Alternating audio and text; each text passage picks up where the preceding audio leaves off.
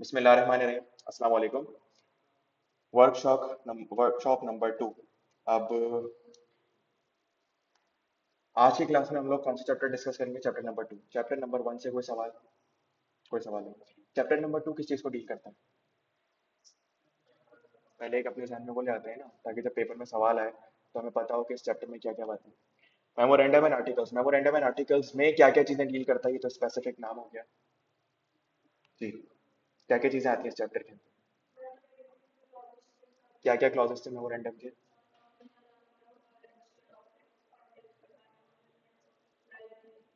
और सब बोलें, आवाज़ बाहर तक जानी चाहिए।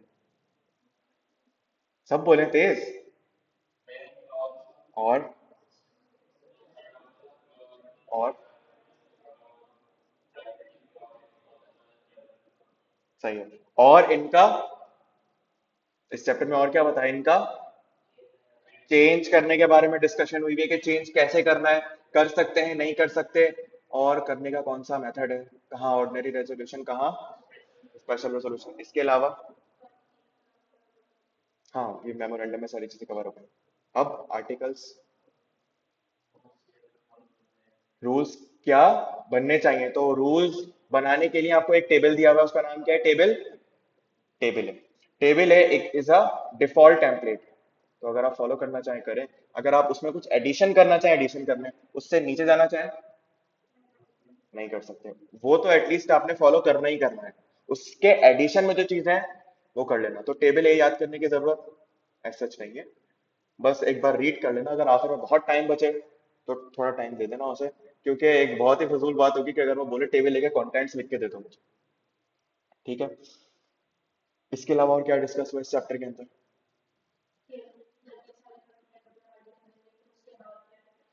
एग्जैक्टली उसके बाद क्या इफेक्ट होगा, ये सबमिट किसको करवाने, कैसे करवाने, कितने दिनों के अंदर करवाने, ये सारी बातें इसके अंदर होगी। इसके बाद का इफेक्ट क्या होगा? आप कारोबार कर सकते हैं, सर्टिफिकेट ऑफ कॉमर्समेंट ऑफ बिजनेस मिल जाएगा। जिनके नाम मेमोरेंडम के अंदर थे वो कौन बन जाएंगे? मेंबर्स बन जाएंगे।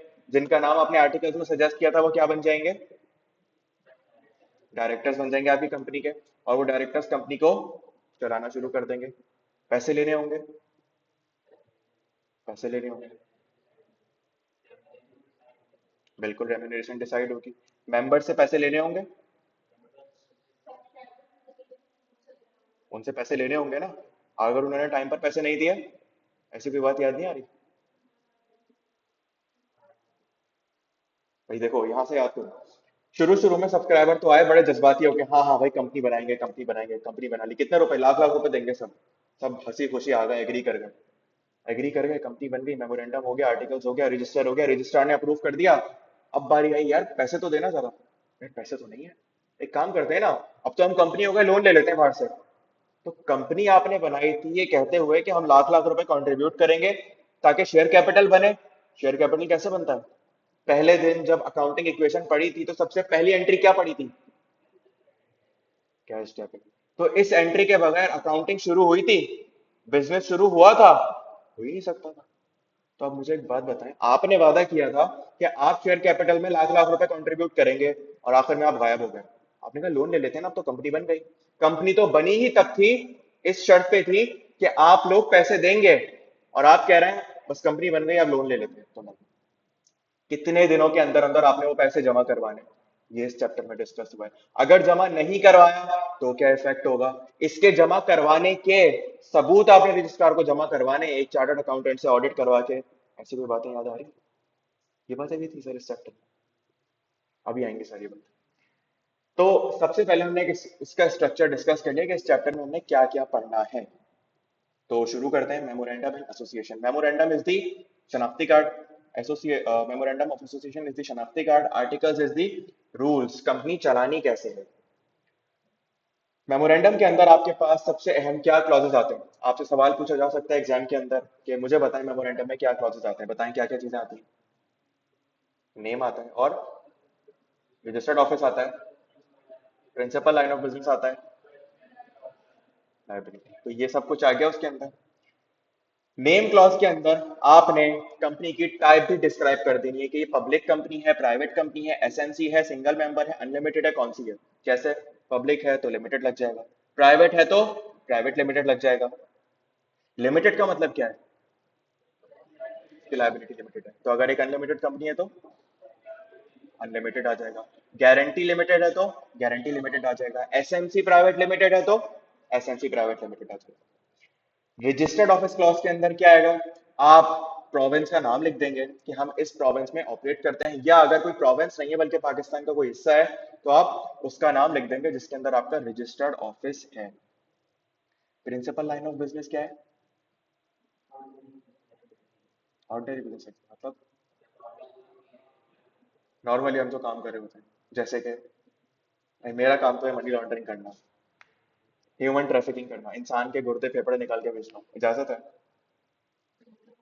क्या, लीगल होना चाहिए। चैप्टर वन में क्या लिखा था, बिजनेस क्या होना चाहिए, तो क्या प्रिंसिपल लाइन ऑफ बिजनेस में लिख दूं मेरा काम ह्यूमन ट्रैफिकिंग कर, नहीं ऐसा नहीं लिख सकता, क्यों, चैप्टर वन ने मना किया।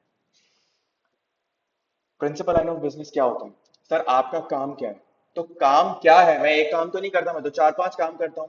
अब क्या करूं, जो आपका मेजॉरिटी पोर्शन है। अब मेजॉरिटी पोर्शन कैसे डिसाइड होगा, सब्सटैंशियल रेवेन्यू, सब्सटैंशियल एसेट्स आप निकालें, और इन दोनों में जो सबसे ज्यादा है उसको लिख दे, नंबर लिखना है, उसकी कैटेगरी लिख दे।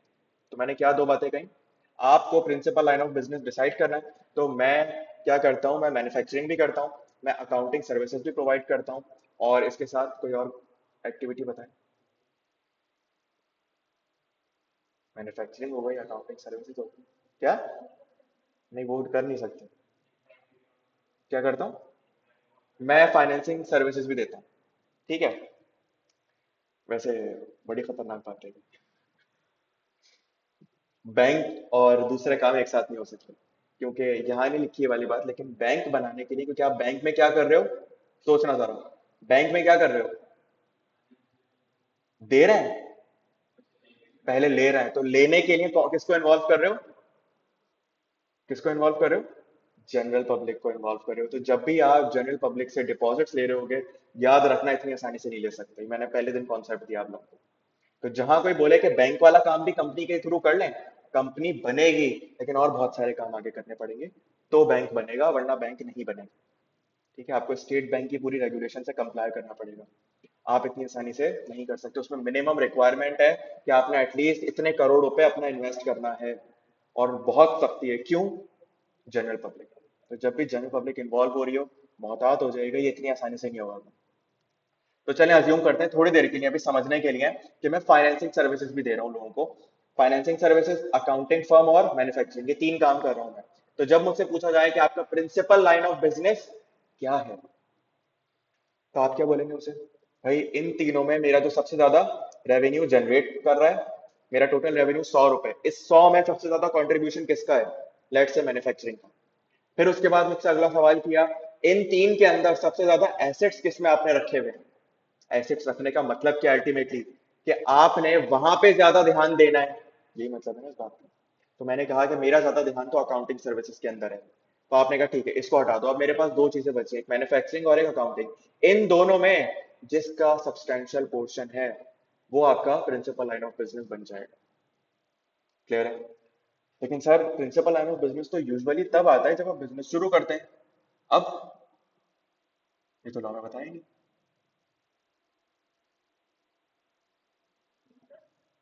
प्रिंसिपल लाइन ऑफ बिजनेस तो लिखते ही तब है जब बिजनेस शुरू नहीं हुआ ना, उस वक्त तक रेवेन्यू अर्न किया, अभी तो कोई एसेट भी नहीं खरीदा, अब क्या करेंगे, कैसे करेंगे, मैं तो तीन से करना चाहता हूँ, मेरे शौक है, मेरी मर्जी, छोटा मोटा काम नहीं करते, हम बड़ा काम करते हैं डायरेक्ट। की नहीं है ना अभी, तो मैं यही तो कह रहा हूँ, अभी तो जस्ट करेंगे लाइकली, लॉ के अंदर अल्फाज, लॉ के अंदर अल्फाज मैटर करते हैं। A company principal line of business means the business in which substantial assets are held or likely to be held। ये likely का लफ्ज इस बात की अलामत है कि भले आपने अभी नहीं किया आगे करोगे, और substantial revenue is earned और likely to be earned, जिससे इम्कान है ज्यादा रेवेन्यू आने के। विच एवर इज हायर, तो वो आपका बन जाएगा principal line of business. A company may carry on any lawful business activity or do any act or enter into any transaction connected to it which is necessary in attaining business activities। Company कुछ काम नहीं करेगी, कौन सा काम जिसको law ने मना कर दिया या फिर किसी और रूल्स या रेगुलेशन ने रोका है करने से, unless necessary license registration permission or approval has been required। जैसे कि एनपीओ वाला काम, तो आप एनपीओ वाले काम नहीं कर सकते अनलेस आपके पास क्या हो, तो ऊपर उसने कहा प्रोहिबिट, जिसको लॉ ने मना कर दिया, दूसरे में वो कह रहा है रिस्ट्रिक्ट किया हुआ है लॉ ने, पाबंदी लगाई हुई कि अगर आपको ये काम करना है तो सर्टेन चीजों से कंप्लाई करना है, लाइसेंस लेना है, फिर आप ये काम कर सकते हो। जैसे कि फाइनेंस एक्टिविटीज, आप बैंक नहीं खोल सकते, तो क्या बैंक खोलना मना है? नहीं, रिस्ट्रिक्टेड है। आपको वो काम करने के लिए कुछ मजीद लाइसेंसेस लेने पड़ेंगे। आप पाकिस्तान स्टॉक एक्सचेंज में शेयर्स नहीं खरीद सकते जाकर ऐसे, आपको उसके लिए पीएसएक्स के ब्रोकर का लाइसेंस लेना है, तो लॉ की पाबंदी है। अगर आप ब्रोकरेज का लाइसेंस ले लेंगे तो आप डायरेक्टली खरीद सकते हैं जाकर। Existing companies may continue with their existing memorandum and their object clause may be treated as the principal line of business। Companies Act 2017 में ये लफ्ज इंट्रोड्यूस हुआ था प्रिंसिपल लाइन ऑफ बिजनेस। इससे पहले जो लफ्ज था वो था ऑब्जेक्ट क्लॉज। तो सवाल हुआ मीटिंग के अंदर कि मतलब अब हमें principal line of business decide करना पड़ेगा? बिल्कुल भी नहीं। आपका जो ऑब्जेक्ट क्लॉज था, आपका जो ऑब्जेक्ट क्लॉज था वही आपका क्या बन जाएगा? Principal line of business.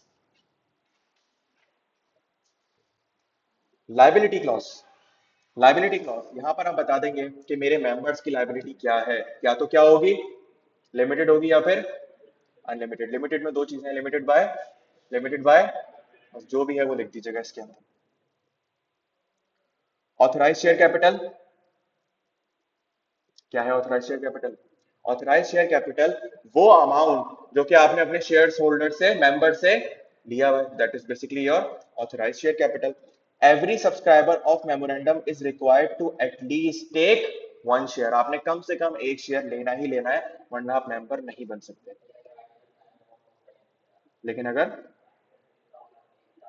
Articles अगर आ गए तो वो ऊपर जा सकते हैं, मैंने बताया नीचे नहीं आ सकते। Each subscriber shall write opposite to his name the number of shares he has agreed to take. For company limited by guarantee, this clause shall not be included if company has no share capital। अगर किसी company में share capital नहीं है तो ये clause नहीं आएगा। क्यों? क्योंकि वहां पर शेयर कैपिटल ही एग्जिस्ट नहीं करता। अंडरटेकिंग सब्सक्रिप्शन क्लॉज, यहाँ पर आप जो लोग मैंने बताया कि आगे आगे थे कंपनी बनाने में, वो एक अंडरटेकिंग देंगे कि भाई मैं इस कंपनी के लिए अच्छे से काम करूंगा, वो नहीं होता है, क्या कहते हैं उसे, ओथ सेरेमनी, उस तरह की चीज की मैं अंडरटेकिंग दूंगा, भाई मैं इस कंपनी के लिए अपना दिल लगाकर अच्छे से ईमानदारी से ये वो। तो आप वो सारी बातें लिखकर एक साइन कर देंगे। उसमें क्या बातें हैं? We, the several persons whose names and address are subscribed, are desirous of being formed into a company in pursuance of the memorandum, and we respectfully agree to take the number of shares in capital of the company set opposite our respective name। तो यहाँ पर आप वादा कर रहे हैं कि आप पैसे देंगे और आगे आप नहीं देंगे, तो देखिए क्या होता है आपके साथ।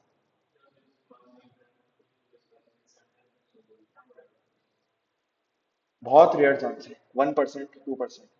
ये ऐसा क्लॉज है नहीं जो ले पूछा जाए आपसे, इसकी जरूरत नहीं है। ये पूछ सकता है कि अंडरटेकिंग का क्लॉज आता है, जैसे मैंने ऊपर बताया कि ऊपर कितने क्लॉजेस आते हैं ये बता दो, लेकिन ये मुश्किल ही पूछे कि बताओ उसके अंदर स्पेसिफिक जुमला क्या आता है, बहुत रेयर चांसेस है। Printing and signature of memorandum, memorandum और आर्टिकल्स क्या होना चाहिए? प्रिंट करने हैं आपने, उनको पैराग्राफ्स वगैरह में डिवाइड करना है, डेट होनी चाहिए, हर सब्सक्राइबर उसको साइन करेगा अपनी डिटेल्स के साथ। क्या details? Present name, occupation, father's name. Present name क्या होता है? मतलब नाम बदलते रहते हैं लोग, प्रेजेंट नेम क्यों लिखा है लॉ ने यहाँ पे? Present name in full, occupation, ठीक है बात है। Husband name in case of married window women, nationality, usual residential address या अदर पर्टिकुलर जो हम आपसे मांग रहे हैं। तो बेसिक चीजें जो आपके होती हैं वो आपने लिखना है, नाम, फादर्स नेम, ऑक्यूपेशन, ये सारी चीजें। ये अहम बात है, आपसे एग्जाम में पूछी जा सकती है कि बताओ कंपनी रजिस्टर होने के बाद ऐसी क्या उसके ऊपर इम्प्लाइड पावर लग जाती है? कौन सी इम्प्लाइड पावर? पैसे ले आओ, बोरिंग पावर। तो कंपनी के ऊपर एक इम्प्लाइड पावर है, यह हमें बताने की। इम्प्लाइड का मतलब लिखी ना भी हो तो आपके पास पूरा इख्तियार है, मांगो पैसे जिससे चाहे मांगो। Memorandum on articles is deemed to include implied power to enter into any arrangement for obtaining loans, advances, finance or credit and to issue other securities not इस चीज का ध्यान रखना based on interest for raising resources from a scheduled bank, a financial institution or general public. तो general public और इस तरह के लोगों से पैसे मत मांगिएगा.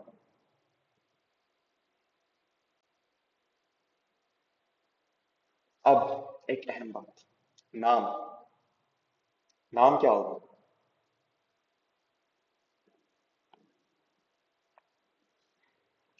नाम के लिए आपको लॉ कुछ चीजें बताता है. इस चैप्टर में ये एक अहम पोर्शन है. आपसे नाम के बारे में पूछा जा सकता है, सिनेरियो बना के भी पूछा जा सकता है. ये हमने एक कंपनी बनाई, इसका ये वाला नाम रख दिया. अब बताओ क्या मसला है इस नाम के अंदर. उसने ये नहीं कहा बताओ नाम की रिक्वायरमेंट क्या है, बताओ इस नाम में क्या मसला है. तो आपको बताना है कि लॉ में ये लिखा है, आपने ये नाम लिखा है, बराए मेहरबानी इसको ऐसे सही कर दो. तो आपके ऊपर कुछ नामों के ऊपर पाबंदी है, कुछ नाम मना है, कुछ रिस्ट्रिक्टेड है, कुछ प्रोहिबिटेड है. प्रोहिबिटेड नाम में क्या आता है? ऐसे नाम जो कि एससीपी, भाई मेरे जैसा तो कोई नहीं हो सकता एससीपी क्या है. इनएप्रोप्रिएट या अनडिजायरेबल या डिसेप्टिव नाम, एससीपी की नजर में आपका नाम धोखा देने वाला है तो आप नहीं रख सकते. डिजाइन टू एक्सप्लॉइट और ऑफेंड रिलीजियस सेंटिमेंट, आप किसी के रिलीजियस सेंटिमेंट को परेशान कर रहे हैं तो भी आप ये नाम नहीं रख सकते. Identical with name of company already registered, ऐसी कोई नाम जो कि ऑलरेडी रजिस्टर्ड किसी कंपनी का है वो नहीं रख सकते आप. Nearly resembling that name of a company already registered, उसके करीब करीब का नाम भी नहीं रख सकते आप यूनिलीवर जैसा नाम रखने की कोशिश करें. क्यों? ताकि सब आपको यूनिलीवर समझना शुरू हो जाए. तो ऐसा हरकतें मत कीजिएगा. फिर कहा कि कुछ रिस्ट्रिक्टेड नाम है, मतलब ये नाम रख सकते हैं लेकिन इसके लिए आपको क्या करना पड़ेगा? Prior approval. तो दो चीजों का ध्यान रखिएगा, ऊपर वाले नाम क्या है? प्रोहिबिटेड है, नहीं रख सकते. नीचे वाले रिस्ट्रिक्टेड है, रख सकते हैं, इजाजत की जरूरत है. कौन से नाम? कौन से नाम? ऐसे नाम जिसके अंदर ये जाहिर हो रहा हो कि आपका कोई ताल्लुक है किसके साथ? पाकिस्तानी या फॉरेन किसी हेड ऑफ स्टेट के साथ, मतलब किसी हायर अथॉरिटी के साथ आपका बहुत करीबी ताल्लुक है, तो ऐसा नाम आप नहीं रख सकते. Any connection with federal government या प्रोविंशियल गवर्नमेंट या डिपार्टमेंट और authority of any such government, किसी गवर्नमेंट के साथ आपकी एफिलिएशन शो हो रही हो, ऐसा नाम आपके ऊपर रखने पर रिस्ट्रिक्शन है, आपको इजाजत चाहिए. Any connection with any corporation set up by और अंडर फेडरल और प्रोविंशियल लॉ, उसी लॉ के नहीं बल्कि लॉ के अंदर कोई रजिस्टर्ड कंपनी है उसके साथ आपका ताल्लुक जाहिर हो रहा है, ऐसा नाम भी नहीं रख सकते आप. पैट्रोनेज ऑफ और any connection with any foreign government और एनी इंटरनेशनल ऑर्गेनाइजेशन, आप बोलते हैं मेरा ताल्लुक आईएमएफ से है, मेरा ताल्लुक इसराइल के बैंक से, वर्ल्ड बैंक से, इस तरह की चीजें, तो आप ऐसा कोई नाम नहीं रख सकते.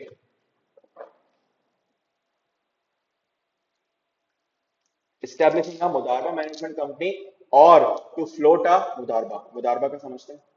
मुदारबा क्या होता है?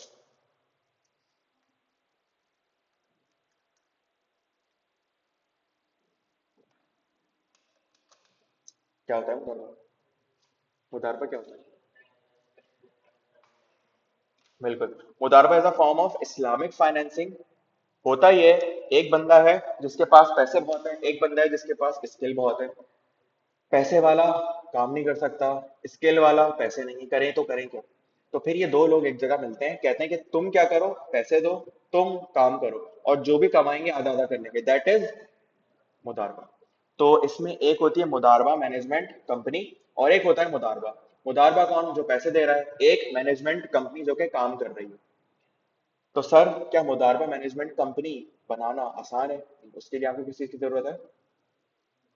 इजाजत की. एससीपी की जरूरत है, इजाजत लेने की जरूरत है. Any other business requiring a licence from government, इसके अंदर और कौन सी कंपनी आ जाएगी? सेक्शन 42 वाली कंपनीज भी, इसको ध्यान में रखिएगा, यहां नहीं बताया लेकिन हमें पता है कि ये भी आ सकती हैं.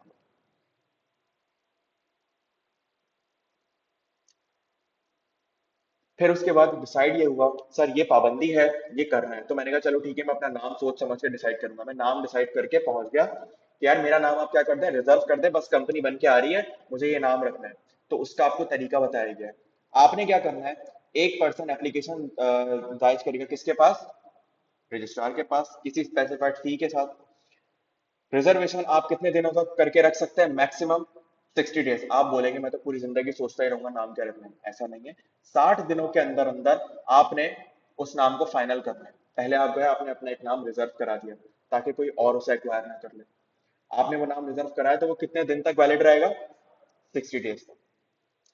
अगर ये पता चला कि जो नाम आपने रखवाया था उसके अंदर झूठी इंफॉर्मेशन थी, इनकरेक्ट इंफॉर्मेशन थी, तो वो रिजर्वेशन तो कैंसिल होगी ही। वो पर्सन जिसने ये हरकत की वो पेनल्टी भी दे सकता है। और अगर कंपनी बनी तो फिर आपके ऊपर ये लाजिम है कि आपको अपना नाम बदलना पड़ेगा। अगर एप्लीकेशन रजिस्ट्रार ने रिफ्यूज कर दी तो एग्रीव पार्टी के पास ये अख्तियार है कि वो 30 दिनों के अंदर अंदर एससीसीपी के पास चला जाए। Order of SCCP shall be final, और फिर उस पे ऊपर कोई सवाल नहीं कर सकता। तो यहाँ पर दो दिनों याद करने हैं मुझे। क्या दिन याद करने हैं मुझे? सबसे पहले एक बंदा कुछ जरूरी डॉक्यूमेंट्स लेगा, पैसे लेगा और किसके पास जाएगा? रजिस्ट्रार के पास। रजिस्ट्रार के पास जाकर वो डॉक्यूमेंट सबमिट कराएगा। रजिस्ट्रार या तो एक्सेप्ट करेगा या एक्सेप्ट, अगर वो एक्सेप्ट नहीं करेगा, पहले वो बात करते हैं, एक्सेप्ट नहीं करेगा तो फिर आपके पास ये इख्तियार है कि आप किसके पास जा सकते हैं? एससीसीपी के पास जाएंगे। कितने दिनों के अंदर अंदर? 30 दिनों के अंदर अंदर। एससीसीपी का जो भी फैसला होगा वो क्या होगा? अगर रजिस्ट्रार एक्सेप्ट कर लेता है तो आपका नाम रिजर्व हो गया। कितने दिनों तक? ये कहानी ऐसे याद रहेगी। सर नाम रख लिया था लेकिन मजा नहीं आ रहा, बदलना पड़ेगा नाम, तो अब क्या करें? रेक्टिफिकेशन ऑफ नेम या चेंज ऑफ नेम। अगर आपने नाम गलत रख लिया था तो क्या होगा?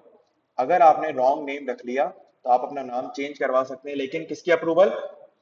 रजिस्ट्रार की। और अगर रजिस्ट्रार ने अप्रूव कर दिया तो कितने दिनों के अंदर अंदर? 30 दिनों के अंदर अंदर। Registrar shall, before issuing direction of change of name, opportunity of being heard. Registrar आपको सुनवाई का एक मौका जरूर देगा। If company fails to comply with above direction, अगर आपने above direction के साथ comply नहीं किया तो क्या होगा? Register company under a new name selected by him, issue a certificate of incorporation of change of name and impose a penalty for non-compliance. अगर रजिस्ट्रार ने आपको कहा अपना नाम बदल दीजिए और आपने नहीं बदला तो रजिस्ट्रार अपनी मर्जी का नाम रखेगा, सर्टिफिकेट ऑफ इनकॉर्पोरेशन उस नाम से जारी कर देगा और उसके बाद आपके ऊपर पेनल्टी भी लगा सकता है। इसमें दिन कितने हैं इस क्लॉज के अंदर? 30 दिन।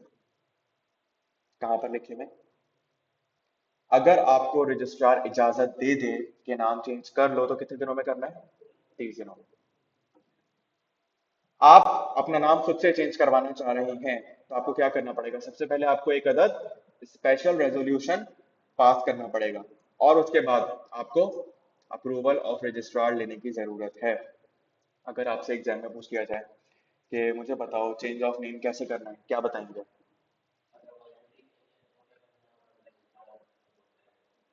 क्या बताएंगे? सवाल में क्या बताएंगे? भाई मैं अपना नेम चेंज करना चाह रहा हूँ, क्या तरीका होगा? और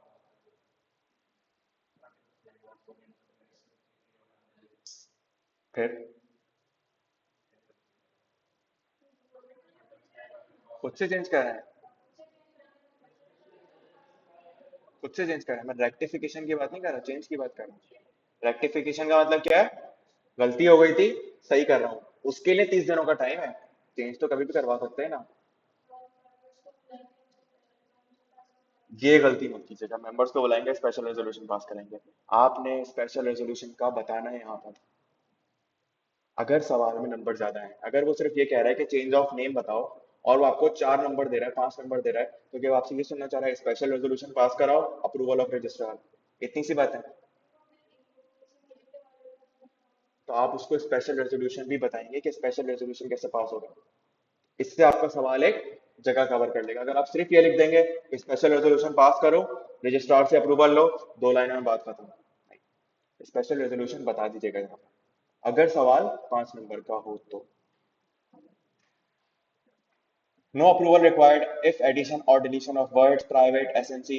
इस चीज के लिए अप्रूवल की जरूरत नहीं है। क्यों? क्योंकि आप ऑलरेडी अपनी कैटेगरी चेंज कर रहे होंगे। जब आप कैटेगरी चेंज करेंगे तो अल्टीमेटली आपका नाम चेंज हो जाएगा, उसमें कोई पूछने की जरूरत नहीं। Effect of change of name. अगर आपने अपना नाम चेंज करवा लिया तो उसके बाद क्या होगा, ये जहन में रखिएगा जरा। Registrar shall enter the new name in register registrar अपने पास नाम आपका चेंज कर देगा, एक चीज। Registrar shall issue a new certificate of incorporation, आपका एक नया सर्टिफिकेट ऑफ इनकॉर्पोरेशन जारी कर देगा आपके नए नाम से। Continue to mention former name along with its new name outside every business place in all documents for 90 days from the date of issue of certificate. इस चीज का ख्याल रखिए। क्यों ये क्लॉज क्यों एंटर किया गया? सर हम काम करते थे, कारोबार करते करते हमने किया फ्रॉड, और फ्रॉड करने के बाद नाम चेंज करा, दुकान का नाम चेंज। अब जो फ्रॉड जिसके साथ किया था वो आया, उसने कहा यार आपने तो पैसे दिए थे शब्बीर कंपनी को, और यहाँ पर तो है अरसलान कंपनी, तो मतलब कंपनी क्या हुआ सर, वो बिजनेस चेंज हो गया। तो ऐसे चूना मत लगेगा लोगों को, इसीलिए लॉ ने कहा अगर नाम चेंज हो भी जाए, अगर नाम चेंज हो भी जाए तो उसके बाद भी आपने पुराना नाम लिखना है लाजमी। चेंज ऑफ नेम कितने दिनों तक लिखना है? 90 दिनों तक। Change of name shall not affect the rights and obligation, ये मत बोलेगा आपने तो पैसे दिए थे शब्बीर एंड कंपनी को, आप पैसे मांग रहे हैं किससे? अरसलान एंड कंपनी से। ऐसी हरकतें करने की कोशिश मत कीजिएगा। लीगल प्रोसीडिंग अगर कोई चल रही थी उस कंपनी के साथ तो वो इसके ऊपर भी, तो मतलब जितनी राइट्स थे चलते रहेंगे, जितनी ऑब्लिगेशन थी चलती रहेंगी, लाइबिलिटीज थे चलते रहेंगे, अगर कोई केस चल रहा था चलता रहेगा, आपने किसी से उधार लिया था देना था सब वैसे ही चलता रहेगा, सिर्फ नाम बदल गया। पब्लिकेशन ऑफ नेम, आपने अपने नाम को पूरी तरीके से शाया करना है हर जगह। Publication is name and incorporation number of every company shall be displayed outside the companies, her office her place जहां जहां बिजनेस हो रहा है वहां पर आप इसका नाम भी लिखेंगे और हमारा रजिस्ट्रेशन नंबर भी लिखेंगे। Company certified copy of certificate of incorporation हर जगह पर रख देगी कि भाई देखो मैं रजिस्टर्ड हूँ। नाम, address, telephone, fax number, email, website, ये सारी चीजें आप अपने सारे डॉक्यूमेंट्स के ऊपर, तो अगर आपने देखा हो कि अगर किसी फर्म की तरफ से ईमेल आए तो उसमें सारी बातें लिखी होती हैं, यूसुफ आदिल चार्टर्ड अकाउंटेंट्स, ये वाला फैक्स नंबर है, ये सारी बातें लिखी हुई होती हैं उसके अंदर।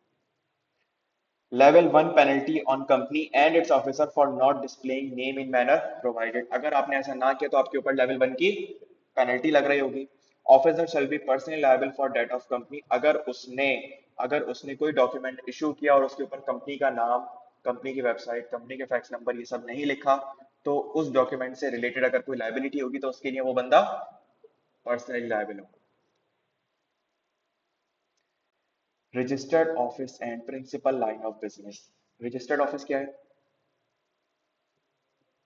जहां पर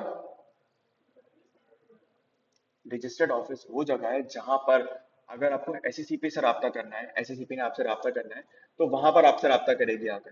तो आपकी एक जगह होनी चाहिए ना। आप तो पता चला बोले कि भाई हमारे तो 50 ऑफिस हैं, एसएससीपी ढूंढ ही रही है आपको पूरी जिंदगी कि यार इस ऑफिस गए नहीं, नहीं सर तो आज वहां गए हुए हैं, वहां पहुंच गए सर तो आज लाहौर चले गए, लाहौर पहुंचे सर तो आज कराची है। तो एसएससीपी ऐसा फार नहीं होना चाहती, एक आपका रजिस्टर्ड ऑफिस होगा जहां पर आपसे मुलाकात की जा सकती है।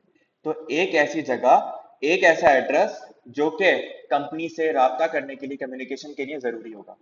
It does not necessarily be the same as head office of the company, जरूरी नहीं है कि आपकी कंपनी का जो हेड ऑफिस है वही आपका क्या हो, रजिस्टर्ड ऑफिस हो। ऐसी बहुत सारी कंपनीज हैं जिनके रजिस्टर्ड ऑफिस कहाँ है, कराची में है, लेकिन उनके हेड ऑफिस कहाँ है, पंजाब साइड पर। बहुत सारी कंपनीज हैं ऐसी।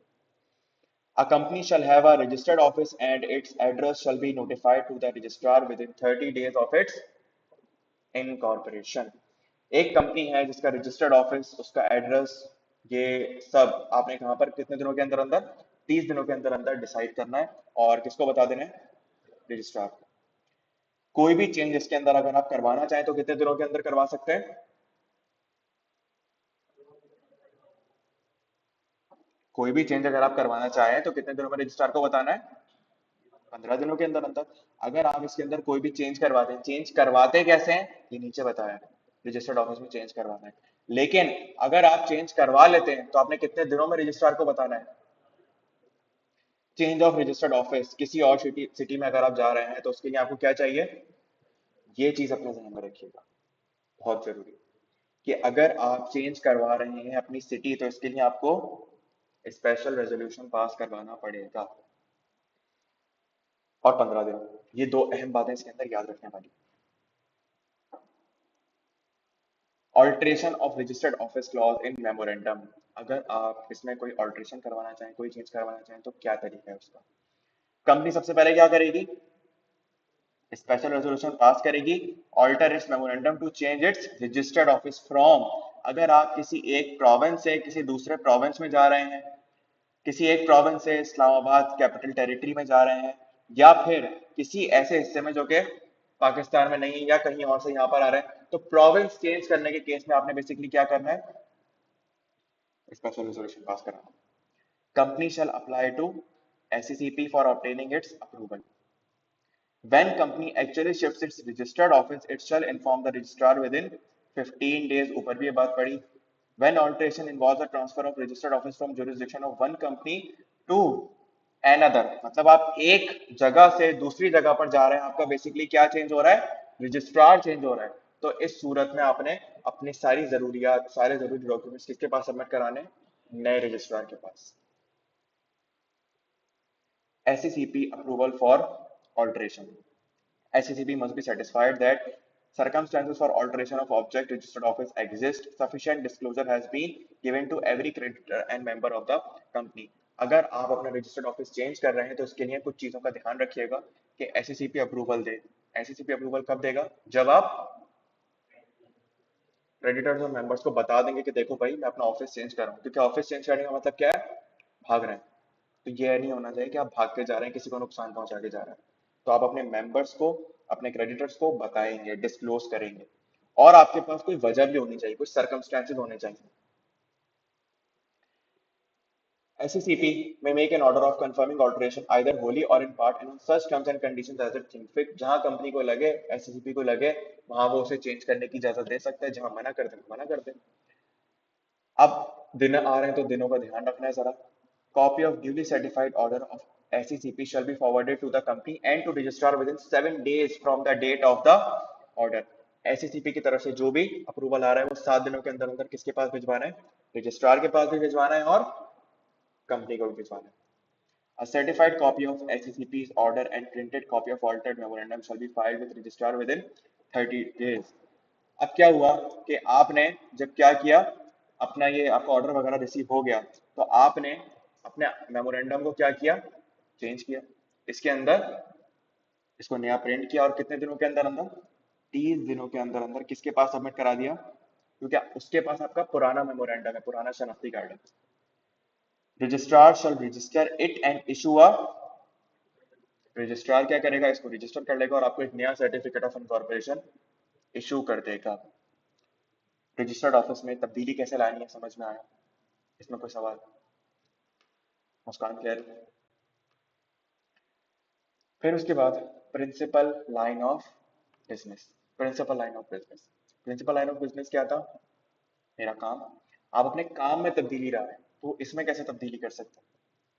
आप क्या करेंगे, आप स्पेशल रेजोल्यूशन पास कराएंगे मेमोरेंडम को चेंज करने के लिए, क्योंकि आपका ये प्रिंसिपल लाइन ऑफ बिजनेस कहाँ पर आ रहा होता है, मेमोरेंडम के अंदर। तो जहां जहां मेमोरेंडम चेंज हो रहा है स्पेशल रेजोल्यूशन आ रहा होगा usually. Such alteration shall not require confirmation bye SECP। ऐसी चीज के लिए आपको कंफर्मेशन की जरूरत नहीं है। Company shall file amended memorandums with registrar with in 30 days। आपने क्या करना है, अपने अमेंडेड मेमोरेंडम कितने दिनों के अंदर अंदर, 30 दिनों के अंदर अंदर किसके पास भिजवा देने, यहां पर कितने दिनों में भिजवा रहे थे, तो एक बात आइडेंटिकल है, रजिस्ट्रार के पास जब भी अमेंडमेंट करके भिजवाएंगे कितने दिनों में भिजवाना होगा, 30 दिनों में। Registrar may give direction of change of name if change does not match with the principal line of business। Registrar क्या कर सकता है, आपके चेंज ऑफ नेम पर एतराज कर सकता है अगर वो आपके बिजनेस के साथ अलाइंड नहीं है। आपको बोला गया था कि मेजोरिटी की बेसिस पर, सब्सटेंशियल की बेसिस पर डिसाइड कीजिएगा, पता चला आप तो अपनी मर्जी से कर रहे हैं, तो रजिस्ट्रार इस बेस पर आपसे एतराज कर सकते हैं। उसको क्या पता है हमारा रेवेन्यू क्या है, हमारे एसेट्स क्या है। आप उसे एनुअल रिटर्न सबमिट करा रहे होते हैं कितने दिनों में, कब कब जा रहा होता है, कितने दिनों में होता है, कब कब होता है,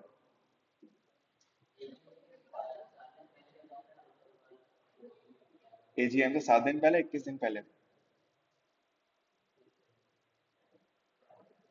मेंबर्स को कब जाता है, सोचो, बार बार करोगे क्या ये वाले काम, एक ही साथ लेकर बैठेंगे, सबके हिस्से बनाएंगे, भिजवा देंगे। अमेंडमेंट के लिए एक छोटा सा टेबल जो आप लोगों को याद रह सकता है, एक है शॉर्ट प्रोसेस और एक है लॉन्ग प्रोसेस।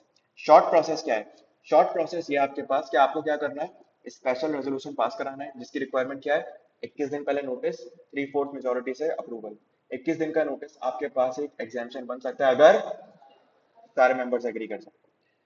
फिर आपने ये special resolution altered documents registrar के पास जमा करा देना है, कितने दिनों में? 30 दिनों के अंदर अंदर रजिस्ट्रार कंपनी को कंफर्मेशन दे देगा। ये एक छोटा सा आसान सा प्रोसेस है। थोड़ा सा प्रोसेस मुश्किल हो जाएगा अगर काम थोड़ा कॉम्प्लिकेटेड नेचर का है और बीच में एससीसीपी इन्वॉल्व हो रहा है। तो अब क्या होगा यहाँ पर आपके पास एससीसीपी की अप्रूवल की जरूरत पड़ जाएगी।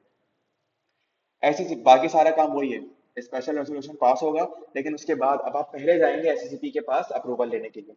एससीसीपी कुछ चीजों को देखेगा कि यार मेंबर्स का राइट तो नहीं खराब हो रहा, क्रेडिटर्स का राइट तो नहीं खराब हो रहा, इन सबको इवेल्युएट करेगा, डिसाइड करेगा और फिर आपको कह देगा जाओ इजाजत है। एससीसीपी किसको बताएगा? रजिस्ट्रार को भी बताएगा और कंपनी को भी बताएगा। कंपनी अपने मेमोरेंडम को अमेंड करेगी रजिस्ट्रार को 30 दिनों के अंदर अंदर। तो ये इसमें एक छोटी सी पॉइंट ऐड होगी। आपने दो प्रोसेस याद कर लिए, अब ये देख लें शॉर्ट का यूज हो रहा है लॉन्ग का यूज हो रहा है। मेमोरेंडम ऑफ आर्टिकल्स में कुछ भी चेंज करना है, शॉर्ट प्रोसेस, एक चीज को छोड़ के। आर्टिकल्स में आप कोई भी चेंज करवा रहे हैं एक्सेप्ट अफेक्टेड क्लास, ये दो बातें छोड़ दीजिएगा और इन दो बातों के लिए लॉन्ग प्रोसेस की जरूरत है। अगर आप मेमोरेंडम में क्या चेंज कर रहे हैं, registered office clause, registered office clause, तो इसके लिए आपको एससीसीपी की अप्रूवल की जरूरत थी, अभी हमने ऊपर देखा। और principal line of business, sir अभी तो आपने बताया कि इसमें जरूरत नहीं है, लेकिन अगर प्रिंसिपल लाइन ऑफ बिजनेस में आप चेंजिंग कर रहे हैं इस तरीके से कि किसी अफेक्टेड क्लास के राइट्स कॉम्प्रोमाइज हो रहे हैं, किसी एक स्पेसिफिक क्लास के राइट्स कॉम्प्रोमाइज हो रहे हैं, तो फिर आपको उसके लिए लॉन्ग प्रोसेस पे जाने की जरूरत है। क्लियर है? यहां तक कोई सवाल? इसके अलावा जितनी भी तब्दीलियां उसके लिए आपको शॉर्ट प्रोसेस फॉलो करना है। यहां तक किसी का कोई भी सवाल?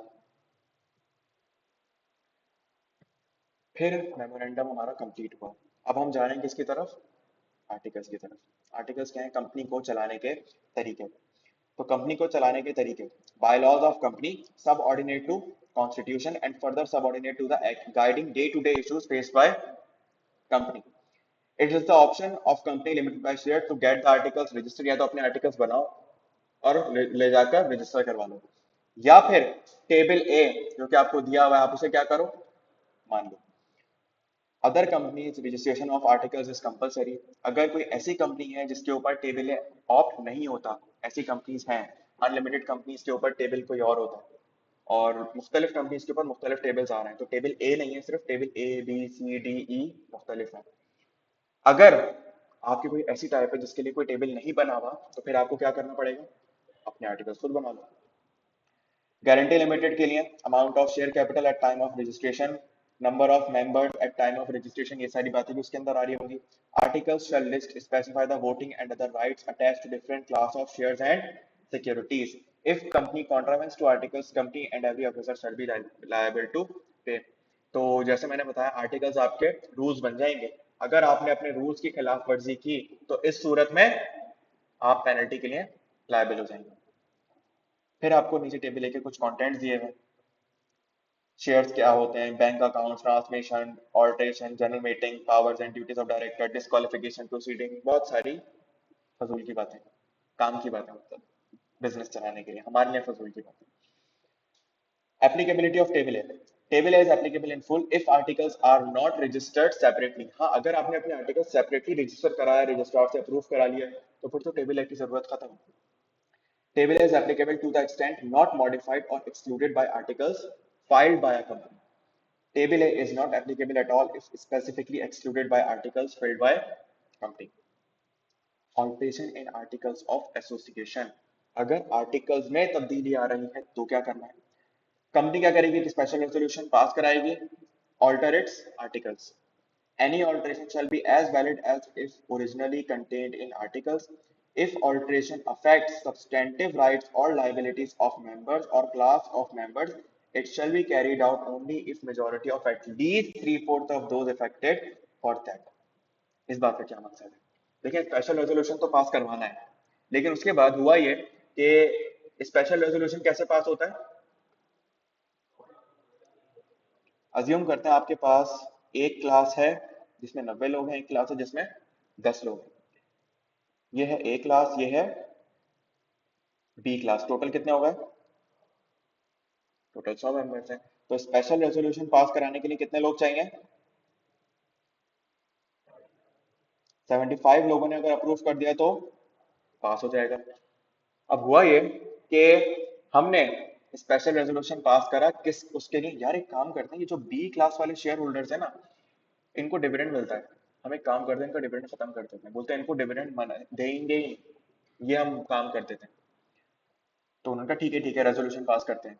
यार लेकिन ये 10 तो मना कर देंगे साफ साफ। खैर है, मेजोरिटी किसकी है? हमारी है ना, 3/4। तो हमने क्या किया, आर्टिकल्स में अमेंडमेंट की, 90% लोगों ने एग्री किया और स्पेशल रेजोल्यूशन पास हो गया। तो वहां पर जो मीटिंग के अंदर, क्योंकि अब हम मीटिंग पढ़ चुके थे, चेयरमैन बैठा था, उसने एक बात सोची। उसने कहा इन 10 लोगों के साथ जुल्म हुआ और ये 10 मना करते रह गए, चीखते रह गए, चिल्लाते रह गए, हमने किसकी सुनी? 90 लोगों की। क्या ये सही बात है? क्या आपका जमीर इस बात को गवारा कर रहा है? जी लाइबा, गवारा कर रहा है जमीर? कर रहा है? हाँ सर कर रहा है, अगर हमें कोई फायदा है तो। अगर नहीं है तो क्यों करेगा? तो आपका जमीर इस बात को गवारा नहीं कर रहा। अब क्या करें? हम इस सूरत के अंदर इन 90 लोगों को बोलेंगे यार वेरी गुड, चलो आपका रेजोल्यूशन पास हो गया, एक काम करो बाहर जाए चाय वाय पी के आओ। इन 90 लोगों को बाहर भेजेंगे और इन 10 लोगों से पूछेंगे यार तुम्हारा क्या फैसला है? तो इन 10 में से अगर 8 लोगों ने भी एग्री कर दिया तो हम बोलेंगे हाँ यार, 3/4 मेजोरिटी अगर आपकी भी कह रही है कि हाँ कर दो ऐसा, तो ठीक है। अगर एक कम भी है, 3/4 ने एग्री नहीं किया, तो हम क्या कर देंगे, इसको मतरूक कर देंगे, खत्म। 30 दिनों के अंदर अंदर ऑल्टर आर्टिकल्स किसके पास जमा कराएंगे? रजिस्ट्रार के पास। रजिस्ट्रार क्या करेगा अपने पास? इसको रजिस्टर कर लेगा। यहां तक कोई बात जो समझ में आई? नहीं? अच्छा, सवाल क्या प्रोसेस किया? अच्छा अच्छा, ठीक है, कोई बात नहीं बेटा, लॉ पढ़ने के बाद ऐसे हालात हो जाते हैं दिमाग के कुछ। सही है।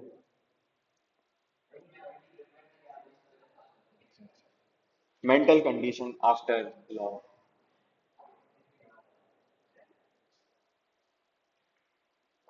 फिर आपको कुछ जनरल प्रोविजंस बताए गए, act to override memorandum articles etcetera. The provisions of this act shall affect despite anything contained in other law or memorandum or any other contract। ऐसी बातें लिखी हैं यहाँ पर। Copies of memorandum and articles given to member, ये अहम बात है। Each company shall send to every member 14 दिनों के अंदर अंदर। अगर कोई आपसे बोलता है, अगर कोई आपसे मेंबर आकर कहता है यार मुझे क्या दे दो, अपने आर्टिकल दिखा दो, तो फिर आप उस सूरत में क्या करेंगे? 14 दिनों के अंदर अंदर उससे कुछ पैसे लेकर उसे आर्टिकल्स दे देंगे। अगर ऑल्ट्रेशन होती है मेमोरेंडम या आर्टिकल्स के अंदर, तो आप अमेंडेड मेमोरेंडम और आर्टिकल्स इशू करेंगे ऑल्ट्रेशन के बाद। अज्यूम करें 15 तारीख को ऑल्ट्रेशन होती है और 18 तारीख को एक बंदा आकर आर्टिकल्स मांगता है, पुराने वाले देंगे नए वाले देंगे? नए वाले देंगे। In case of contravention company और उसका हर ऑफिसर किस चीज के लिए लायबल है? पेनल्टी का हकदार होगा। Effect of memorandum and articles. अहम बात, मेमोरेंडम और आर्टिकल्स का क्या इफेक्ट होगा? रजिस्ट्रेशन के वक्त, रजिस्ट्रेशन के बाद मेमोरेंडम और आर्टिकल्स कंपनी के ऊपर क्या हो जाएंगे? बाइंडिंग हो जाएंगे उसके मेंबर्स के ऊपर। All money payable by a subscriber against the share subscribed shall be debt due from him and be payable in cash within 30 days from the date of incorporation। ये बात थी जो मैंने उस वक्त आपको हाईलाइट की थी कि जितने पैसों का आपने वादा किया था उतने पैसे आपने 30 दिन ऑफ इनकॉर्पोरेशन के अंदर अंदर जमा करवाने हैं, क्योंकि आपने कहा था हम पैसे देंगे और अब आप ही गायब हो गए। If share money is not deposited within prescribed time, shares shall be deemed to be cancelled। हम आपके शेयर्स मानेंगे cancelled. Name of that subscriber shall be remove from the register. आपका नाम हम सब्सक्राइबर की लिस्ट से हटा देंगे। Registrar shall give such direction to company as deemed appropriate. Receipt of subscription money from subscribers shall be reported by company to registrar on a specified form within 45 days from date of incorporation। accompanied by a certificate by practicing CA or CMA verifying receipt of money, so subscribe. अब जब आपको पैसे receive हो जाएंगे सारे subscribers के साथ, तो अब आप क्या करेंगे, आप रजिस्ट्रार को 45 दिनों के अंदर अंदर 45 दिनों के अंदर अंदर कहां से, डेट ऑफ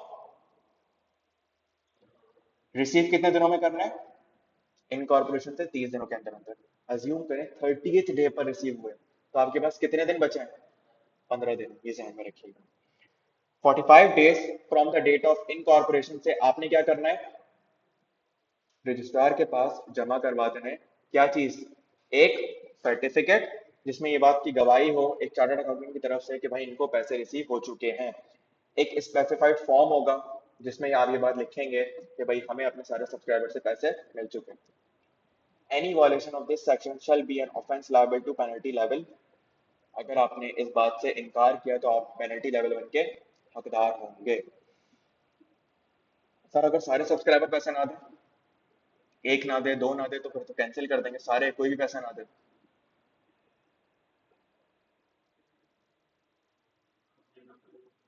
बाइंडिंग अप वाले रेगुलेशंस अप्लाई हो जाएंगे। तो बाइंडिंग अप की जो कंडीशंस थी उसमें से एक बात आ जाएगी, ये वाली, कंपनी बंद करो, शाबाश, ताले लगा। तो आपको ये बात इसलिए बताई गई, सवाल आ सकता है जहन में, सर अगर कोई भी पैसे ना दे तो क्या करेंगे, तो कंपनी बंद हो जाएगी, वाइंडिंग अप में चली जाएगी। वाइंडिंग अप हटा दिया यार, बड़े मजे का टॉपिक, बहुत, क्या कर दिया मैंने, फिर मैं इसलिए बोलने वाला था, बहुत फजूल का भी था, मतलब लंबी बहुत थी उसके अंदर, तो मुश्किल हो जाता था याद करना, लेकिन उससे पेपर भी ऐसा आता था, फिक्स होता था, इससे 15-20 नंबर आते थे 100 में से, लास्ट अटेम्प्ट में, हर अटेम्प्ट में इसमें से इतने ही आते थे, 15-20 नंबर। अच्छा, फिर मैंने बताया था टेबल ABCDEF, तो मुख्तलिफ कंपनीज के लिए मुख्तलिफ टेबल्स आपके पास अवेलेबल है। ये था आपके पास चैप्टर नंबर 2, इसमें कोई ऐसी बात जो समझ ना आए हो। सेक्शन 42 वाले के लिए टेबल F यूज होता है, ध्यान रखिएगा। चैप्टर 2 सब समझ में आ गया, वेरी गुड, मतलब सवाल हो सकते हैं अब हमसे, यही मतलब होता है इस बात का।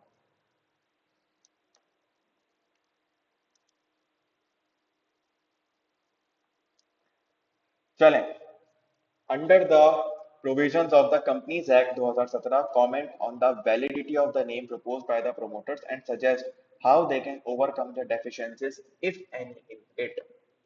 A group of persons intends to form a limited liability company with the objective to provide research-related services to pharmaceutical companies. In this respect, one of the promoters proposed a Pharma Research Authority as a name of the proposed company, which was liked by all the promoters. क्या authority आ रहा है तो क्या करें, क्या मसला है भाई, अथॉरिटी आ रहा है तो क्या करना पड़ेगा, SECP से अप्रूवल लेना पड़ेगा। क्या लिखेंगे इसके अंदर,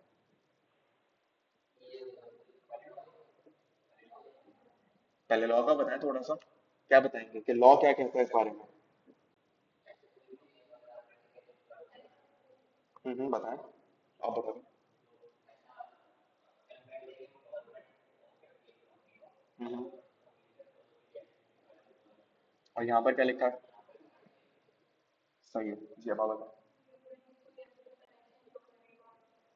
हम्म, तो ऐसा ना, नहीं रख, तो पहले लॉ का रेफरेंस देंगे और नीचे बताएंगे नहीं रख सकते जी, लाइबा कुछ ऐड ऑन करना चाहेंगे,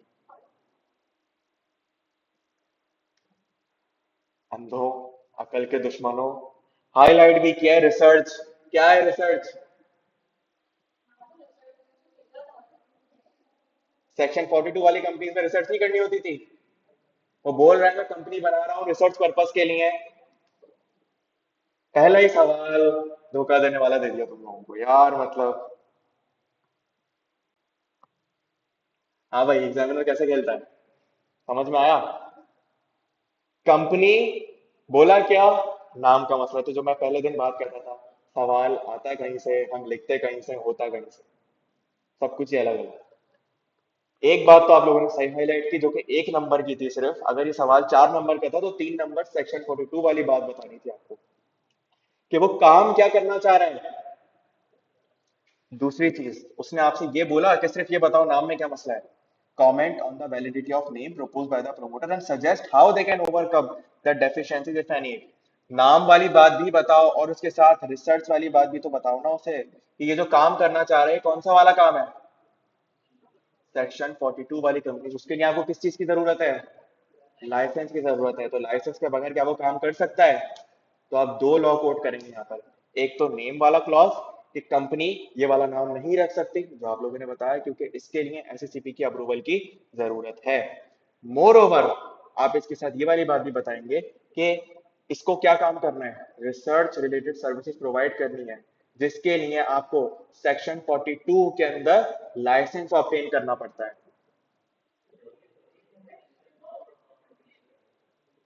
रिसर्च सेक्शन 42 वाली कंपनीज में क्या था? ऑब्जेक्ट ऑब्जेक्टिव क्या था?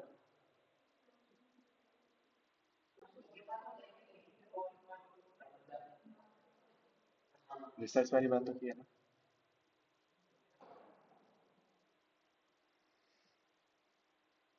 एग्जामिनर है।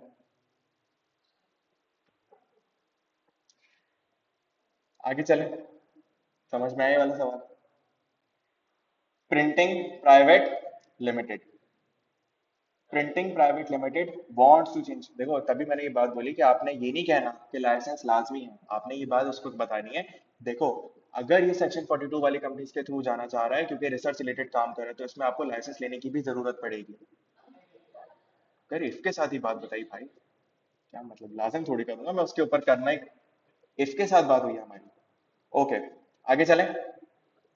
Printing private limited wants to change its name to printing and marketing private limited under the provisions of the Companies Act 2017 describe the steps to be followed by Printing Limited for changing its name and matters to be complied with after the change of name। बताइए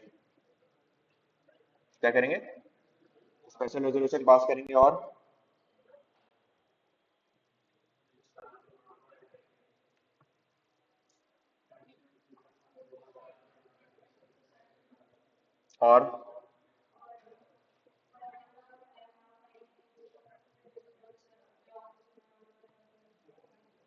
ठीक है, और बस कोई और बात? जी add on करना चाहेगा कोई? बस आप भी कुछ बता दें, कुछ कंट्रीब्यूट करने क्लास में। क्या हुआ था, नहीं कर सकते? क्या मसला है? मसला क्या है ये बताओ। प्रिंसिपल लाइन ऑफ बिजनेस का मसला है या नाम का मसला है? क्या मसला क्या है ये सवाल। हम्म। तो लाइन ऑफ बिजनेस चेंज हो रहा है? क्यों? तो वो नहीं कर सकता, कर सकता है, ये बता। ये बात है ना, सीधी बात है सर, दो क्लॉज। कौन से दो क्लॉज?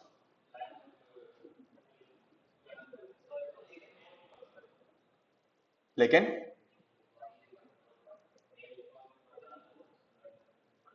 सोचो, लॉ निकालो, बुक है सबके पास। क्या लिखोगे ये बताओ मुझे एग्जैक्टली, ये थोड़ी सिर्फ ये करके आ जाएंगे सब। क्या लिखेंगे हम लोग?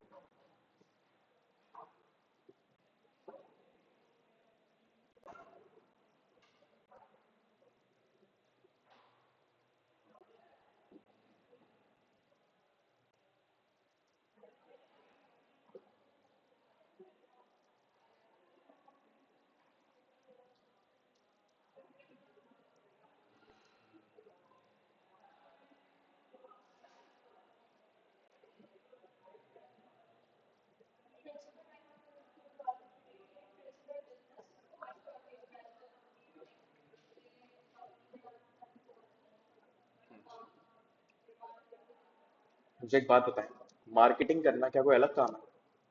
मार्केटिंग ऐसी कोई चीज नहीं है कि मेरा कारोबार ही अलग लग रहा है कोई। तो प्रिंटिंग एंड मार्केटिंग नाम में कोई मसला नहीं। यहाँ पर आपने सिर्फ नेम वाली बात कही। अब बताओ नेम वाली बात में क्या क्या बातें बताओगे, कैसे बताओ? स्पेशल रेजोल्यूशन पास होगा और रजिस्ट्रार को बताएंगे कितने दिनों में, 30 दिनों में। उसके बाद पुराना नाम भी साथ रहेगा, कब तक, कहाँ कहाँ पे,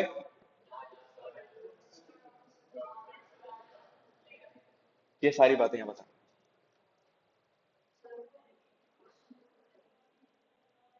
ये मैं डॉक्यूमेंट भेज दूंगा आप लोगों को, पहले डॉक्यूमेंट शेयर कर दूंगा। In the annual general meeting of Paramount Limited, a shareholder objected to the shifting of the registered office from Multan to Lahore without obtaining confirmation from the commission. Explain whether the objection is valid. भाई हुआ ये, एक company है Paramount limited जिसका share holder इस बात पर एतराज कर रहे हैं कि आप अपना रजिस्टर्ड ऑफिस लेकर जा रहे हैं मुल्तान से लाहौर, तो इसके लिए आपको एसएससीपी से इजाजत लेने की जरूरत है। क्यों नहीं, क्यों नहीं, रजिस्ट्रार को बताने की जरूरत है एसएससीपी से। हाँ बोलो। लॉ, लॉ याद करो पहले, लॉ में क्या लिखा है, पहले अपना भी जहन चलाओ फिर लॉ की तरफ जाना, ऐसे फौरन से नहीं।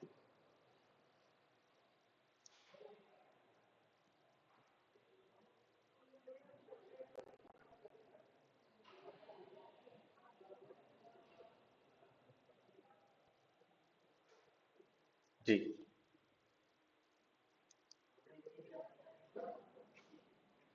जी लापा क्या है,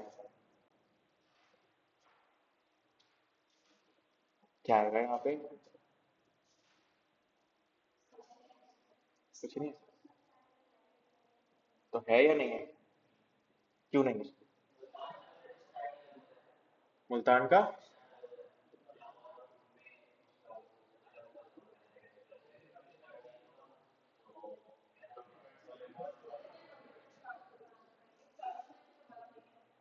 कमीशन से अप्रूवल लेने की जरूरत नहीं, कमीशन तो आपने बताया कि भाई उसका ऑब्जेक्शन वैलिड नहीं है, क्यों, क्योंकि चेंज ऑफ सिटी के केस में आपको कमीशन से अप्रूवल की जरूरत नहीं है, जस्ट वो रजिस्ट्रार वाले काम जो आपको बताएं, स्पेशल रेजोल्यूशन पास करें, रजिस्ट्रार को बताएं, रजिस्ट्रार जो दूसरे शहर जाएं उसके रजिस्ट्रार के पास सारे डॉक्यूमेंट्स, दैट्स इट।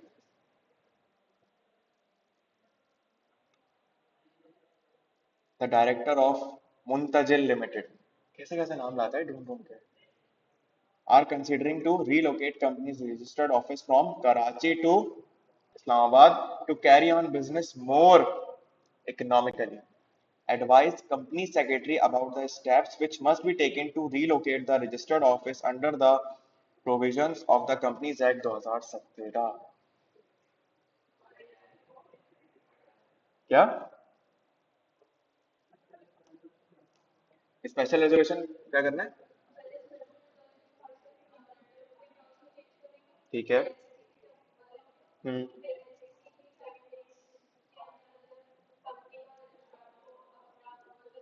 7 डेज के अंदर, ऐसा लिखा है कहीं, ऐसा लिखा है, कमीशन अप्रूवल देगी, ठीक है। फिर उसके बाद कंपनी को पता चलेगा, कंपनी क्या करेगी अगला काम, 30 दिनों के अंदर रजिस्ट्रार को बताएगी, ये सारी बातें आ जाएंगी यहाँ पर।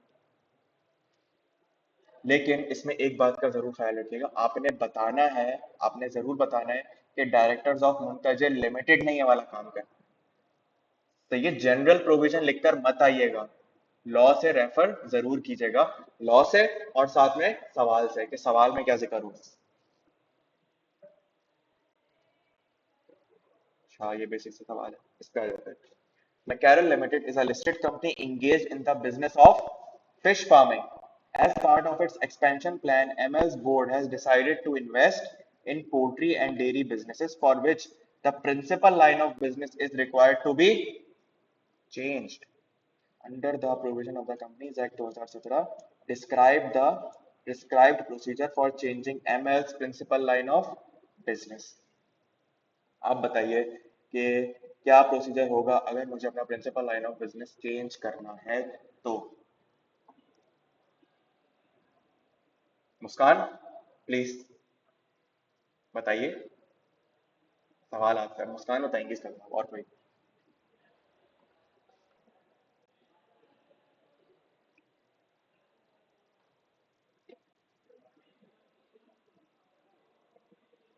क्या हुआ? सवाल का जवाब बताएं। हर जगह यही हो रहा है, बस स्पेशल रेजोल्यूशन पास कर रहे हैं और जान छुड़ाएं। अरे आगे क्या करना है? स्पेशल रेजोल्यूशन पास कराना कितना अजाब काम है पता है आपको? 21 दिन पहले नोटिस जाएगा, और फिर जगह बुक करवानी है, पैसे खर्च करने, मजाक मजाक में स्पेशल रेजोल्यूशन पास करा ले सर। भाई, पूरा एक कम्युनिटी सेंटर बुक होता है, उसमें खाने का इंतजाम होता है आप लोगों के लिए, फिर इतने सारे लोगों को संभालना। क्या? आपको जाने भी नहीं देंगे? आप लोग अगर जाएंगे भी तो आपको पीछे बैठाएंगे कोने पे, आगे बैठे होंगे वो बुढ़े बाबा सारे, जो बड़े बड़े शेयर होल्डर। वो सवाल भी कर रहे होते हैं, जवाब भी दे रहे होते हैं, हम इंतजार कर रहे होंगे किस चीज का? खाना कब खुलेगा सर, ये बता। सोचो वहां पे अरबों की बातें चल रही है, हम सोच रहे हैं ये काम करें, आपका कोई सवाल, जी सर खाना कितनी देर में खुलेगा? स्पेशल रेजोल्यूशन के बाद क्या करेंगे?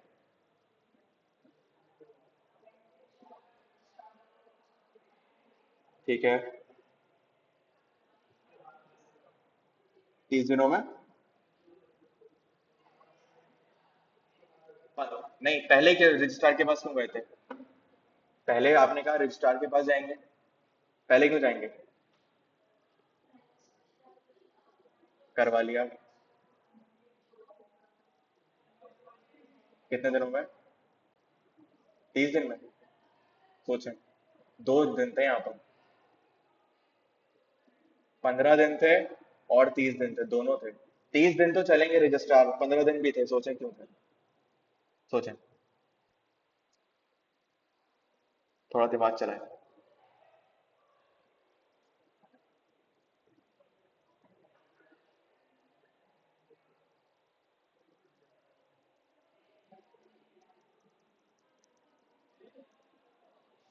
हाँ देखने वाले। मिला। पहले रेजोल्यूशन 15 दिनों के अंदर अंदर रजिस्ट्रार के पास जमा कराएंगे, प्रिंसिपल लाइन ऑफ बिजनेस में। उसके बाद 30 दिनों के अंदर अंदर रजिस्ट्रार के पास अमेंडेड मेमोरेंडम को जमा करवाएंगे, और उसके बाद नेम नहीं, प्रिंसिपल लाइन ऑफ बिजनेस के बाद। क्या? लिखा नहीं हुआ? क्यों भाई, 15 दिन वाली बात थी। 15 दिन वाली बात मुझे याद है, पढ़ी है हमने। पढ़ी तो है।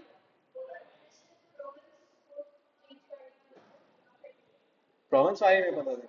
लाइबा कंफर्म करें कहीं। हमें जीपीटी की जरूरत है। जीपीटी ऑफलाइन चल रहा है। हमें चैट जीपीटी की जरूरत पड़ी यहाँ पर।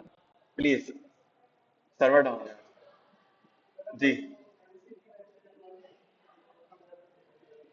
तो 15, चलो ठीक है। अब ये एग्जाम की सूरत हाल होती है, याद करना है। एग्जाम में ऐसे ही वहम आ रहे होते हैं। 15 दिन थे, 7 दिन थे, 30 दिन थे, तो ये चीज के लिए क्लियर रहना है।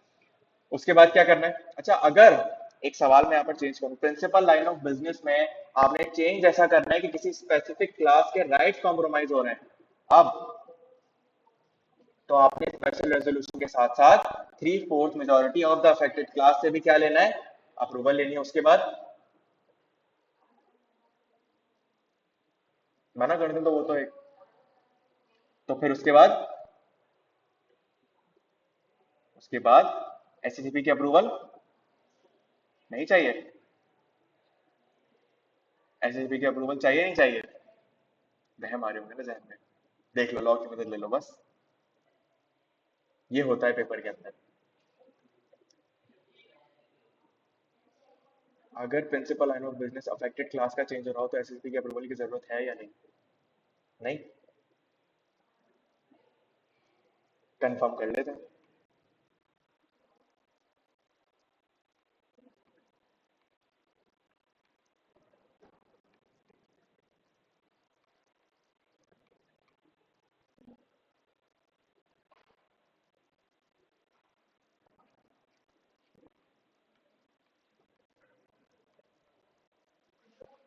हम्म। कहाँ है? मैं बताऊं कहाँ पर है? ये क्या बताया? चाहिए नहीं चाहिए? नहीं चाहिए, गुड। आर्टिकल्स में अगर अमेंडमेंट हो रही है, आर्टिकल्स में अगर अमेंडमेंट हो रही है, किस चीज में? आर्टिकल्स में, उसके लिए चाहिए एसएसपी की जरूरत। एससीसीपी की अप्रूवल की जरूरत दो जगह चाहिए, अपने जहन में रखना। कहाँ कहाँ? अगर आप मेमोरेंडम में रजिस्टर्ड ऑफिस चेंज कर रहे हो तो चाहिए, और अगर आप प्रिंसिपल लाइन ऑफ बिजनेस में चेंज कर रहे हो, कैसा चेंज? लाइसेंस वाला चेंज। कैसा चेंज? लाइसेंस वाला चेंज। ये दो बातें अपने ध्यान में रखना, इन दो में एससीसीपी की अप्रूवल की जरूरत है, बाकियों में नहीं। क्लियर है? तो ये वहम आ रहे होंगे जहन में, इन वहमों को ऐसे कवर करना। यार सर ने बताया था दो जगह पे जरूरत है एससीसीपी के अप्रूवल की, बाकी जगहों पर ये चार्ट अपने जहन में ले आना, इसकी तस्वीर ले लेना।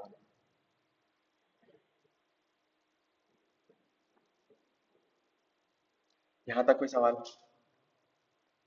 पेपर सॉल्व करते हुए ऐसे होता है, ये वाली बातें जहन में आती हैं। 7 दिन थे, 30 दिन थे, एससीसीपी था नहीं था, क्या होगा क्या नहीं होगा, कॉन्सेप्ट जहन में क्लियर रखना।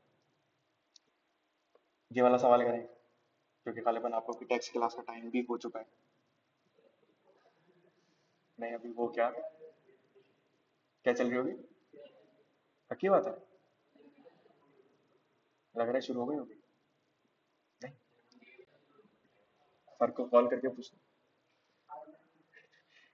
सही बात है, मुझे जलील कराओ सर से है। फिर डांट लगा, सर बोलेंगे अच्छा क्या हो गया बेटा। Analyse the effect of the alteration on the shareholders in light of the provision of the Companies Act 2017. PL was formed with an authorized capital of 20 million shares of rupees 10 each. At the time of formation, Anas, Asad and Amin acquired 1 million shares, 2.5 million shares and 6.5 million shares respectively. Respectively का मतलब समझते हैं? ये इसके हैं, ये इसके हैं, ये इसके हैं। Together, these represents PL total paid up capital. On 2 August 2025, Asad sold 0.5 million shares to Akram. On 6 September 2025, PL convened to extraordinary general meeting and passed a special resolution to increase its paid up capital and resolved an alteration in its articles of association, setting the minimum shareholding requirement for each of its shareholders to 2 million shares. यहाँ पर यहाँ पर 1+2+ आपका क्या कह सकते हैं, आई cap कहीं कहीं कर देता है शेयर कर। मेरा बनाया हुआ सवाल नहीं, आई कैप का बनाया हुआ सवाल है।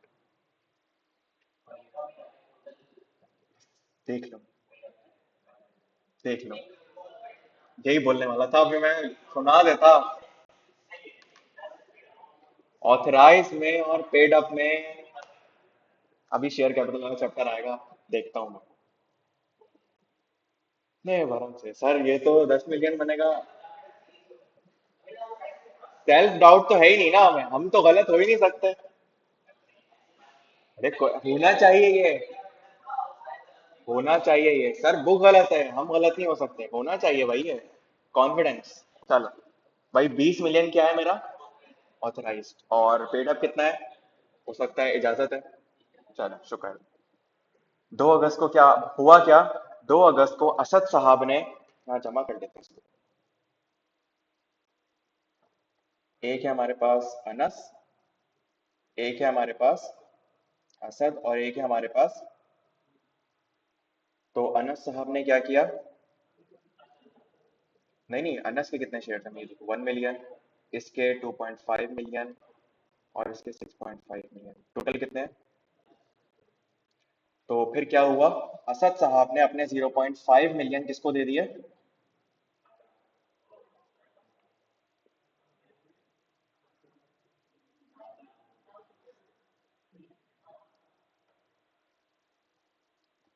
अकरम को दे दिए कितने? 0.5 मिलियन शेयर्स। अब क्या कह रहा है? 6 सितंबर 2025 को PL convened an extraordinary general meeting, जिसमें एक स्पेशल रेजोल्यूशन पास कराया to increase paid up capital and resolve and alteration in its articles, setting the minimum share holding requirement for each of share holders to 2 million shares. और हमें requirement क्या रखना चाहिए? 2 million shares. Analyse the effect of alteration to share holders on the light of provision. बताओ क्या करें? कहाँ से सवाल है?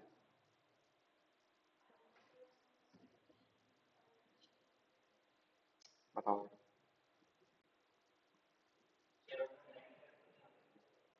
आप लोग बताओ भाई, मुझे नहीं पता। मुझे पता ही नहीं है, मुझे कंपनी लॉ आता ही नहीं। आप बताओ।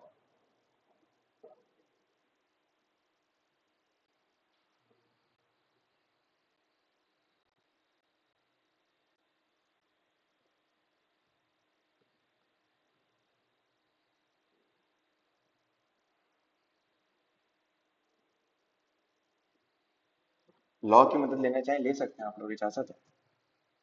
ओपन बुक कर दिया आप लोग के लिए बस।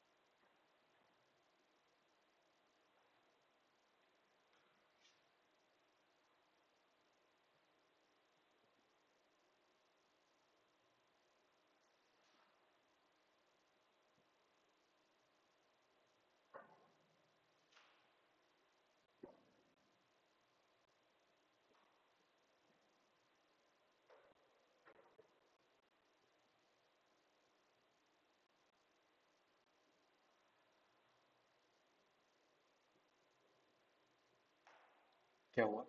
इतना मुश्किल सवाल है? क्या? हम्म।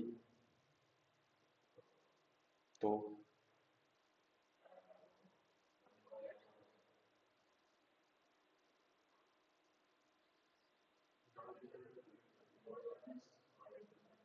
अनस और अकरम, ये दो इफेक्ट हो रहे हैं।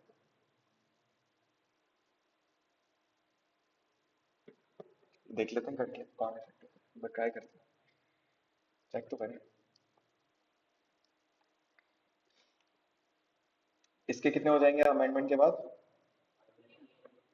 और इसके 0.5। अभी कितने हो जाएंगे, अभी बिफोर अमेंडमेंट? 0.5। और इसके कितने होंगे? 2 मिलियन। इसके टोटल 10। तो अगर मैं परसेंटेजेस में निकालना चाहूँ तो पता पता चल सकता है। इसके 65 हो जाएंगे, इसके 20% हो जाएंगे, इसके 10% हो जाएंगे, इसके 5। अब अमेंडमेंट करके देखते हैं कि जब चेंजिंग होगी तो कितने शेयर्स हो जाएंगे। मतलब अगर ये ऑल्टरेशन रेजोल्यूशन पास हो जाता है तो 0.5 वाले को मजीद कितने शेयर्स लेने पड़ेंगे? 1.5 मिलियन। तो कितने हो जाएंगे इसके? इसके इसके भी दो हो जाएंगे। इसके इसके टोटल कितना हो जाएगा? आप इसको 100% मारते हुए शेयर होल्डिंग निकालो। कितना? 52%। 65 वाला कौन था ये?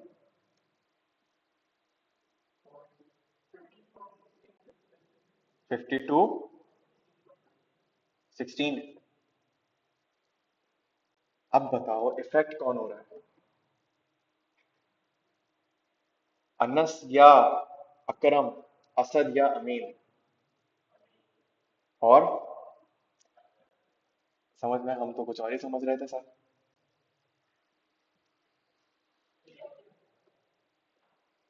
जब शेयर होल्डर्स बढ़ गए, शेयर्स बढ़ गए, तो जिनका ऑलरेडी राइट था वो डाइल्यूट नहीं हो जाएगा एक तरह से? ठीक है, उनका तो उतना ही है मिनिमम। उनका परसेंटेज क्या हो गई? कम हो गई। तो राइट से किसके कॉम्प्रोमाइज हो रहे हैं? कम हो गए ना, परसेंटेज वाइज शेयर्स कम हो गए। तो जब डिविडेंड की बात आएगी तो उन्हें डिविडेंड भी क्या मिल रहा होगा? कम मिल रहा होगा। वोटिंग पावर भी कम। आई बात समझ? तो किसका कंसेंट लेने की जरूरत है? इन दोनों का या इन दोनों का? ये लॉ के कुछ लूप होल्स थे जिससे आप लोग वाकिफ हो गए कि वो कहाँ कहाँ कंफ्यूज कर सकते हैं। तो सिर्फ दिन याद नहीं करना है, कॉन्सेप्ट ध्यान में रखना है। इसमें लिखेंगे कैसे, इसमें आप पहले पूरा सिनेरियो एक्सप्लेन करेंगे कि हो क्या रहा है। अब क्योंकि उसने आपसे ये नहीं कहा ऑल्ट्रेशन का तरीका बताओ, अगर वो ऑल्ट्रेशन का तरीका पूछेगा मुझसे तो मैं उसको ऑल्ट्रेशन का तरीका बता दूंगा कि भाई ऑल्ट्रेशन कैसे कैसे करनी चाहिए। वो यहाँ क्या कह रहा है कि effect of the alteration on the share holders in the light of provision. वो ये भी नहीं कह रहा कहीं कि ऑल्ट्रेशन करवाने के लिए क्या क्या करना है, तो 3/4 मेजोरिटी वाली बात वो सब भी इतनी अहम नहीं है।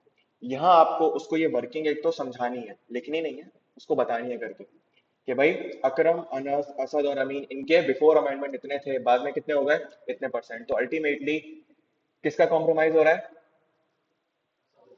असद और अमीन का। तो इनसे कंसेंट लेना जरूरी है ये वाली हरकतें करने से पहले। ये इसका इफेक्ट होगा। समझ में आया? नहीं समझ में आया? क्या नहीं समझ में आया, पूछे?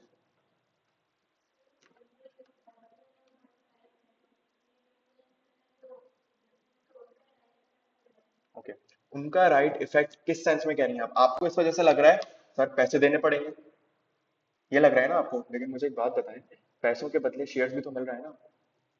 कॉम्प्रोमाइज क्या हुआ मेरा? दूसरे वालों को गौर करें जरा, उनका क्या कॉम्प्रोमाइज हो रहा है। जब डिविडेंड मिलेगा 100 रुपए का, तो पहले 100 रुपए के डिविडेंड पे इनको कितना मिलता, 20 रुपए, 20 रुपए। अब कितना मिलेगा? तो राइट किसका कॉम्प्रोमाइज हुआ? जब वोटिंग के लिए जाएंगे तो पहले ये 20% की आवाज था, ये 65% की आवाज था, अब ये कितने की आवाज हो गया, 16% की है, 52% की। इस कॉन्टेक्स्ट में सोचो, राइट्स कॉम्प्रोमाइज ऐसे होते हैं। अब वो सवाल को इस तरह भी दे सकता था, यही सेम सिनेरियो, वो ये नहीं कहता कि बताओ इफेक्ट क्या होगा ऑल्ट्रेशन का, वो कहता कि बताओ ऑल्ट्रेशन कैसे होगी। तो ये सवाल अल्टीमेटली कहां से आया, प्रिंसिपल लाइन ऑफ बिजनेस, जहां पर आपका क्या चेंज कर रहा है, शेयर होल्डर्स के राइट्स चेंज कर रहे हैं, अफेक्ट हो रहे हैं उनके राइट। तो उस सूरत में 3/4 मेजोरिटी से अप्रूवल लेने की जरूरत है। तो आप यहाँ बताएंगे, अगर ये सवाल वैसे आता तो बोल रहा हूँ, बताएंगे। हम्म, क्या? तो चैप्टर 5 नहीं है आप लोगों के सिलेबस में? लिंक कर सकता है बिल्कुल वहां से ये वाली बात, क्योंकि आपका तो पूरा बुक से पेपर आ रहा है। ये तो हम एक रिजर्व कॉन्टेक्ट में पढ़ रहे हैं, तो आपसे ही सवाल भी किया जा सकता है। तो प्रिंसिपल लाइन ऑफ बिजनेस की बात क्योंकि चैप्टर 2 के अंदर है, तो 3/4 मेजोरिटी की अप्रूवल कहाँ रिक्वायर्ड होती है?